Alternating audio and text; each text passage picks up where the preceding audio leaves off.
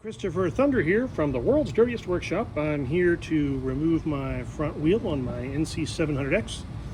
What you should do is lay out your wrenches first. Make sure you have the appropriate tool to remove the front wheel. I've got 3 torque wrenches, small, medium, and large. But I'm going to be using this one. Not quite as a breaker bar, but I'm going to get that thing loose. I'm going to quickly ratchet it off. Before you do any of that, make sure that you get this part completely out. Now, you might think, oh, I'm just going to loosen that up and then I'm going to, turn that bolt out and everything's going to be fine. Well, probably not. So, what I'm going to do, I'm going to completely remove that bolt. And I'm going to have a cardboard box ready for all my parts. Make sure that cardboard box is clean, or you have a plastic liner for it. So what I'm going to do is I'm going to take that out. And I've got my wrenches in here so things don't blow away. I'm just going to take that and drop that in there. That part is unique, so you don't have to worry about that one. There are 2 bolts that come out on the caliper side. You're not going to remove the caliper to take the wheel off, but you will take off the caliper to put the wheel back on. That's kind of important. So now that I've got that locking bolt out, what I'm going to do, I'm going to set up my wrench here, righty tighty lefty loosey. So we're going to go lefty loosey, and I've got the bike suspended in the air, so I don't have to worry about the bike falling down. But what I will do is I will brace the tire with my knee and give that a little bit of a pull, and that's going to come right loose. There we go. So now you can try to do this with your hands, but you're going to really script the muscles in your hands doing that. So just take your time and spin it loose. So I'm going to turn that wheel there. You can still see it. Just keep working at it. Use your fingers to make sure that that socket spins. If you got a lot of grease on there, it can get a little sticky. Grease is slippery, but it is sometimes sticky.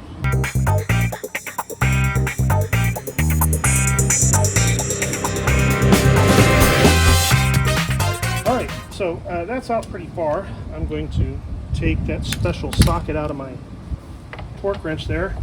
And, wow, that is tough, man. But it is most of the way out, though.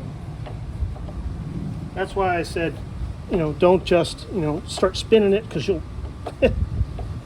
have muscle cramps before the day is out.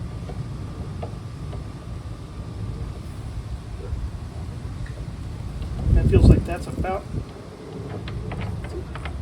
come off of there. Yeah. Okay. Now, I noticed that the axle pin did slip a little bit. There's a couple ways to do this. You can use some tape on a wrench, and if it's small enough, you can get in the hole. That is not small enough. So what I'm going to do, I think I'm going to use that bolt that I had, and I'm going to push the axle through.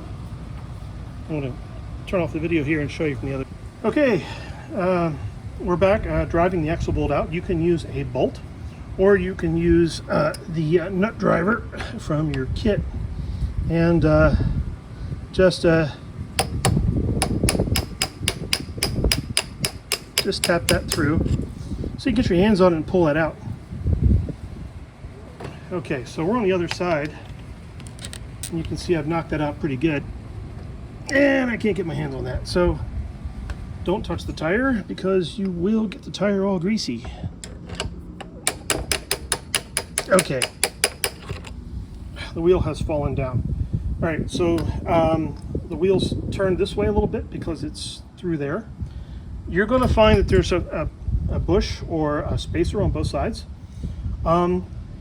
Be careful not to drop those on the ground. If you do, you're going to wipe them clean anyway. Put them in your box and make sure you wipe everything clean before you put it back on. So we're going to go back over here to this side here, and that is out. Now, I'm going to move the camera again so you can see me pull this wheel out and stick it on my foot.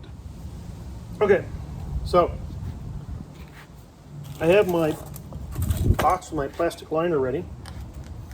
What I'm going to do is I'm going to put the tire on my foot. So you may not see it, but it's on my foot. You can see me lifting the bike with my foot. Okay, so normally you have a pair of rubber gloves, but I'm just going to wipe my hands clean after this. Okay, that's out. Now, see that finger's all greasy there? I don't want to touch the tire with those fingers, but slowly let the tire down. Remember, your main finger's got grease on it. Slide the wheel out of the brake caliper. Now, I'm just going to leave that pinched into the fender there so I can pull out that spacer and drop it. So that's the right spacer, and that is the left spacer. They look the same. There's going to be a greasy side, and that side's going to have marks on it from the, not the bearing, but the cover. So there's actually a seal there that kind of leaves a mark on there.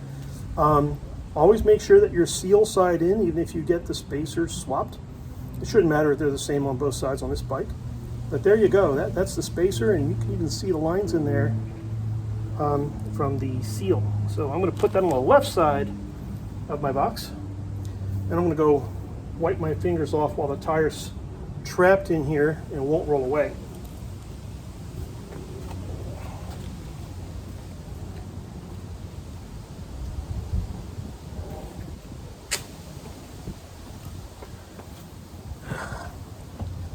Fingers are now clean.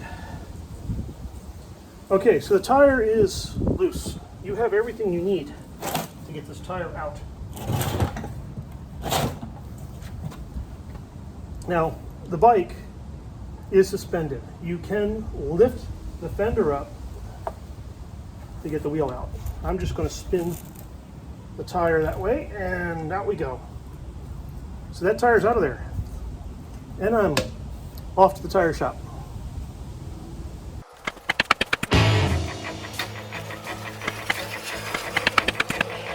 It's astounding. Time is fleeting. Madness takes its toll. But listen closely. Not for very much longer. I've got to keep control.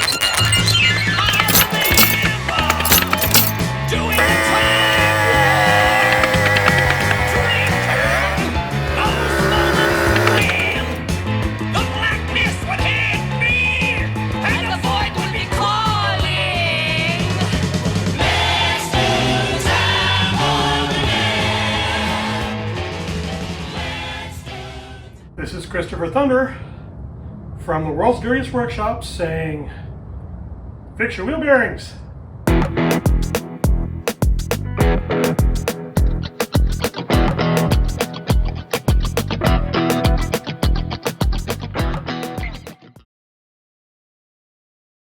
It's just a jump to the left.